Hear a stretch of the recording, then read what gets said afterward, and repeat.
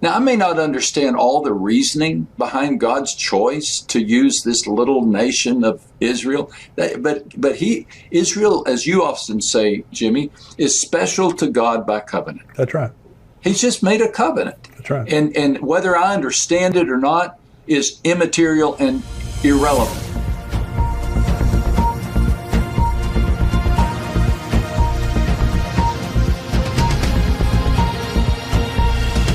Welcome to the Tipping Point Show. I'm Jimmy Evans. I'm so glad that you're joining me today.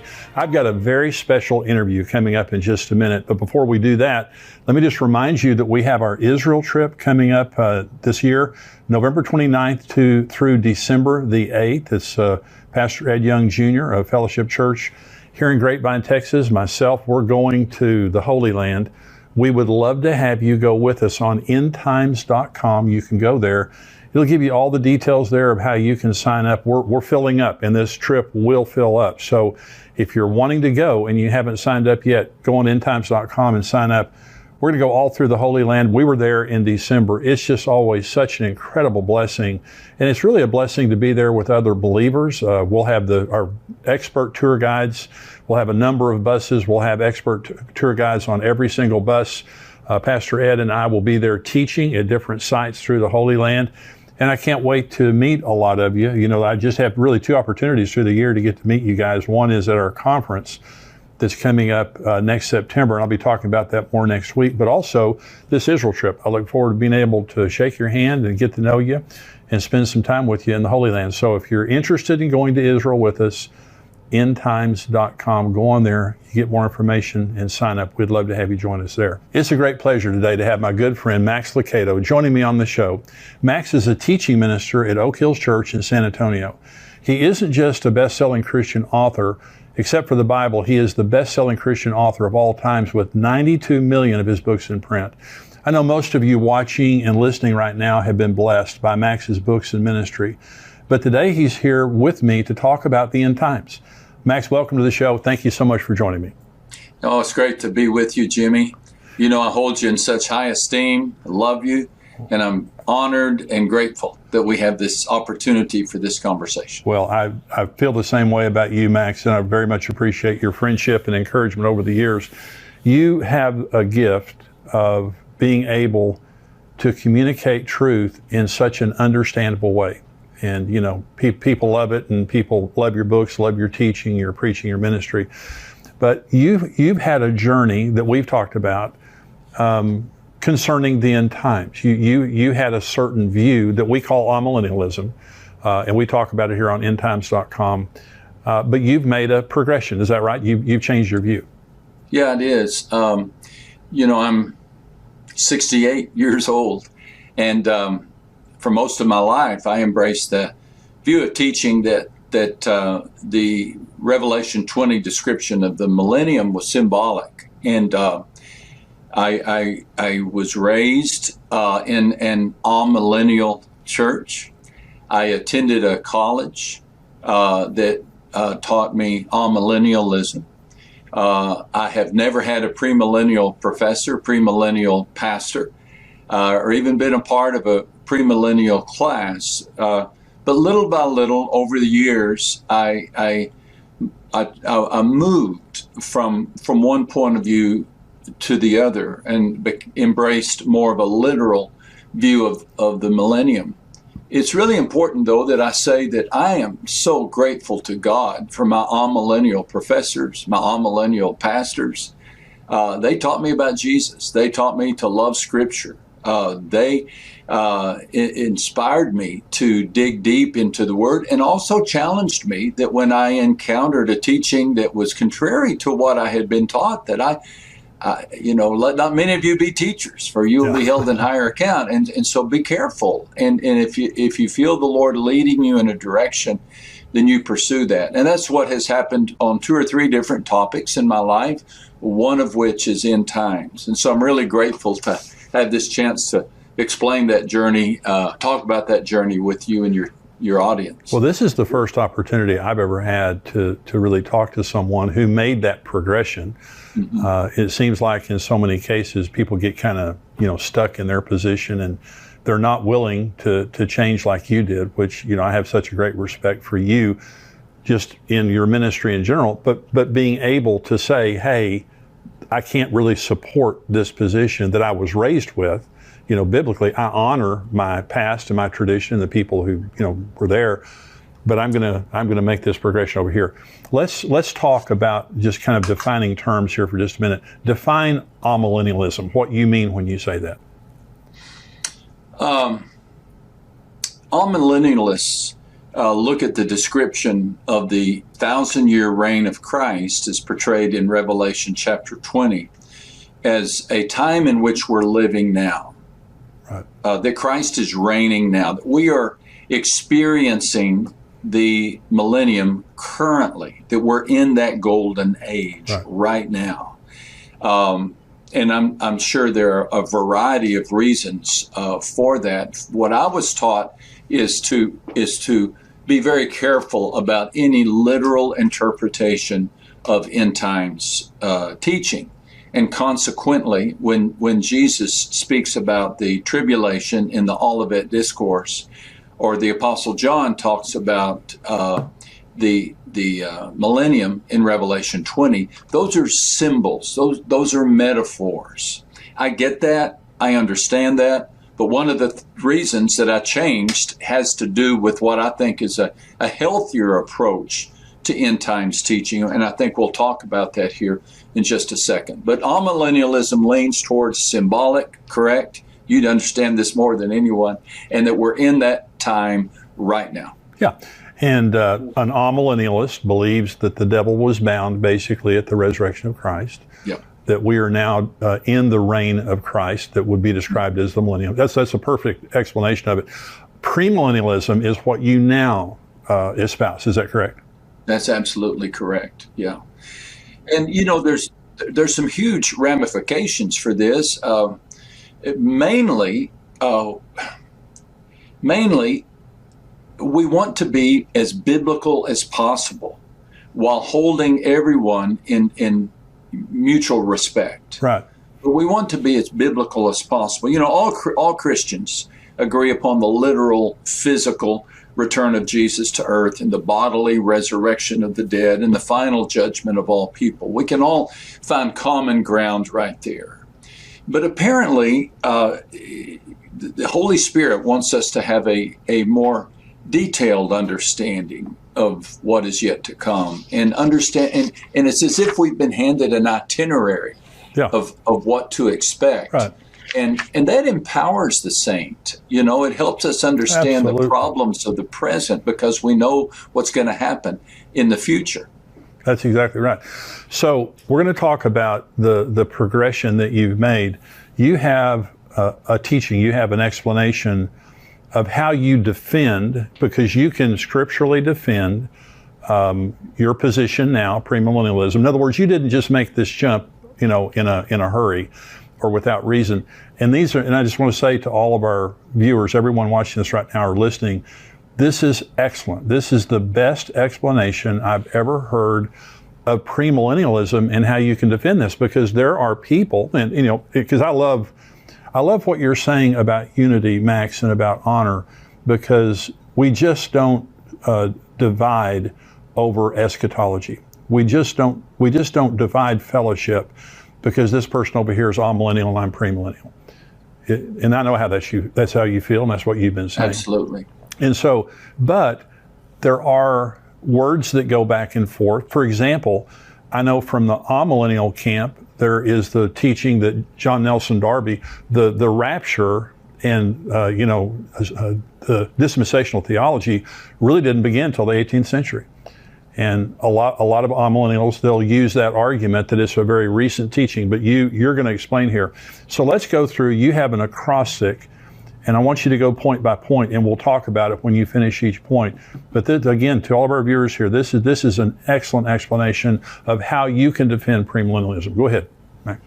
Well, I got the idea of an acrostic from our mutual friend, Mark Hitchcock. Yeah, sure. In his book, The End, which is such an astoundingly wonderful book. Yes. He has a chapter in which he describes his defense of being a premillennialist and he has an acrostic, pre-mill, Premil. And I thought, now that's so clever. As I began to sense a shift in my own heart, I wanted to be able to explain this because, again, many of my friends are amillennial. I'm going to have to tell former pastors and professors, friends, why I've made this change, and I'm happy to do so. Yeah. I'm happy to do so, but I sometimes have trouble remembering things. I've watched you teach, Jimmy, and you just seem to have instant recall. I have to use every tool in the book. And so I created this acrostic, and the acrostic is CHRIST. And these are the reasons that I believe that it's more biblical to embrace a literal reign of Christ on earth. And again, this is essential because if there's going to be a reign of Christ on earth, that's going to impact my view of the rapture. That's right. It's going to impact my view of the tribulation. It's going to impact my view of how many judgments there are. Is there a Bema Seat judgment and Great White Throne judgment, or is there just one judgment? Yeah. And so these are important conversations. I was explaining it the other day like this, and I think it helped. Imagine that you inherit a garden, and that garden has a beautiful fountain in it. And you have to decide if you think that fountain was supposed to be there or if you can remove it. Well, the millennium is kind of like that. You have to decide if the teaching on the millennium is supposed to be there or if you have the liberty to remove it. And how you respond will dictate the way you treat the rest of the garden. Does that make sense? That makes total sense. And, and again, when you start teaching on this acrostic here in just a minute, it's going to make perfect sense. But when you remove the millennium from your end times theology, you've got some major scriptural problems. You do. And this is what you're going to talk about. So go ahead. Yeah. Okay. So CHRIST. Thank you again for letting me talk about this. C reminds me of the phrase covenants yet unfulfilled. I believe that covenants govern end times. That covenant, God has made promises, specific promises, and that the place for me as I began studying end times is not so much in the prophecies, but in the covenants. That God has made some promises, and He is a covenant-keeping God, and He has to fulfill these. And so the only way that these covenants can be fulfilled is in a literal reign of Christ. Let me just give you 2 or 3 examples. Now, we could talk the whole time about just this covenant, but the earliest covenant is Genesis 1:28. Be fruitful and multiply, fill the earth and subdue it. And then Adam and Eve are told to have dominion over the fish of the sea, over the birds of the air, over the cattle, over the earth, and every creeping thing that creeps on the earth. Now, we know what happened. God gave this instruction to Adam and Eve to rule over and to subdue creation. And this creation is on the earth, yeah, not in heaven. Adam was created to oversee it, but he didn't. With temptation came the rebellion and the fall and the curse. Consequently, humanity has fallen away from its intended position to oversee the earth. I don't know anybody who's commanding beluga whales these days. So what does God do about this covenant? Does He just say, oh, they messed up, so I'm changing my plan? I don't think so. I think the gifts and calling of God are irrevocable. In our lives, we have to change horses in the middle of the stream, but God doesn't. God doesn't. And the way this covenant will be fulfilled, or one way it'll be fulfilled, is a time in which we will reign with Him. As 2 Timothy 2:12 says, we will reign with Him. A fulfilled covenant demands that there be a time in which we reign with Christ on the earth, and we subdue creation. We don't oppress creation, but we oversee creation. That's just one example of a covenant yet unfilled. And then the other covenant that's especially important, although I have about 4 or 5 here, but the other covenant is the promise of God to Abraham about Israel. Blessings to Abraham for his life, the blessing of many descendants for Abraham, and then most of all, the guarantee of a specific piece of land forever. Genesis 15 and verse 18. God said, to your descendants, I will give this land. Now, this land includes modern-day Israel, plus parts of Egypt and Syria and Lebanon and Iraq. This covenant has yet to be fulfilled. Yeah. It's yet to be fulfilled. Now, if God doesn't keep his promise to Israel, how do I know he'll keep his promise to me? That's right. So this is a high-stakes question. Now, I may not understand all the reasoning behind God's choice to use this little nation of Israel, but Israel, as you often say, Jimmy, is special to God by covenant. That's right. He's just made a covenant. That's right. And whether I understand it or not is immaterial and irrelevant. But God has made this covenant. He's a covenant-keeping God. So a millennium allows for this covenant to be fulfilled. A millennium, a 1,000-year reign in which Christ reigns on the earth, in which he gifts Israel with this promised property, allows for that. The amillennial position says, well, that's all symbolic. God didn't really make that promise, or he did make it and the people didn't fulfill it, and so God had to change his mind. I think millennialism, premillennialism, allows me to respect the covenants of God. Yes. And embrace them. And that's a huge issue, because if God can't keep his covenants to Adam and Eve, to Abraham, how do I know he can keep his covenants to save my soul? It's just so well said. So I want to ask you about Israel related to amillennialists. For example, amillennialism, replacement theology flows out of amillennialism. Would you agree with that? Yes, sir. Yeah. And so they simply believe that the church has replaced Israel, because Israel after AD 70 didn't exist until 1948. And of course now they do exist again. How does the amillennialist view what's happening right now? Is Israel, do they see it as just immaterial and just kind of a lucky thing, or do they think there's anything significant to it? 1948 sure changed the game, didn't it? It sure did. Well, I mean, everything changed. I think it would have been easier to be an amillennialist before Israel was returned to their native land. That's the super sign of end times, right? I mean, absolutely. That really, and I can empathize with somebody, I don't know, 1,000 years ago, say, well, Israel could never have that property again. I could empathize and say, okay, so I will take another view. But now that Israel has been given that property, does that not encourage me? Does it not show me that God can do this? Yeah.